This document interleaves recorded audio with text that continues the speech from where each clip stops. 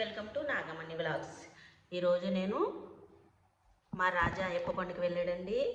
వెళ్ళి చక్కగా ప్రసాదం తీసుకొచ్చారు.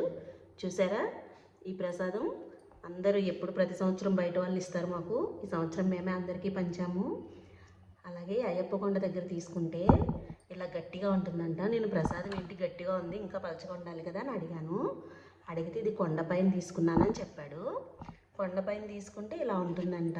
చాలా గట్టిగా ఫ్రెష్ అని కాదు, కొంచెం క్వాలిటీ అయితే. ఎప్పుడు కొంచెం పలచగా ఉండేది ఇలా గట్టిగా ఉంది ఏంటి, ఇదే కరెక్ట్ కాదేమో అనుకున్నా. కాదు, ఇది కొండపైన తీసుకున్నాము. కింద ఉంటాయి. ఇది 100 రూపీస్ ఉంటుందంట. కింద ఉండేది 65 రూపీస్ ఉంటుందంట. కాకపోతే కొండకి స్వాములు అంతా నడుచుకొని వెళ్ళి మళ్ళీ తిరిగి వచ్చేటప్పుడు బరువుతో నడవలేరు కాబట్టి కింద తీసుకొని అందరికీ పంచుతారు కదా, అందుకని ఆ ప్రసాదం అలా ఉండింది. చాలా టేస్టీగా ఉందండి. తిని చూశాను. మీరు కూడా ఈసారి మీ వాళ్ళు ఎవరైనా వెళ్తే ఇలాంటి ప్రసాదం తీసుకురమ్మని చెప్పండి. చాలా కమ్మటి ప్రసాదం అండి. చూసారా, అయ్యప్ప కొండకి వెళ్ళడమే అదృష్టం.